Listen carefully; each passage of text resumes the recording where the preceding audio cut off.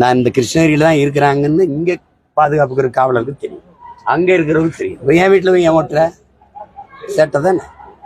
நீங்க ஒட்டிட்டு போன பிறகு என் வீட்டு கதவுல இருக்கிறத அங்க வேலை என் தம்பி ஒருத்தர் கிழிச்சிருப்பாரு. அதுல என்ன பிரச்சனை? நீங்க இது பண்ண நான் தான் வருவேன்ல. ஏற்கனவே வந்து உங்களுக்கு முன்னாடி நீங்க விசாரிச்சதுக்கு பதில் சொன்னவன் தானே. நான் வராம போயிடுவேன்னா இவ்வளவு பெரிய வேலை செய்யறவன் இல்ல உங்களை மாதிரி பயந்து ஓடிக்கிற கோலைகளா இல்லைன்னு நான் தான் வருவேன்னு சொன்னேன். அப்புறம் ஏன் இந்த வேலையை செய்றீங்க நீங்க? இதனால நான் அசிங்கப்பட்டுருவேன் நினைக்கிறீங்களா இல்ல நீங்க அசிங்கப்படுறீங்களா?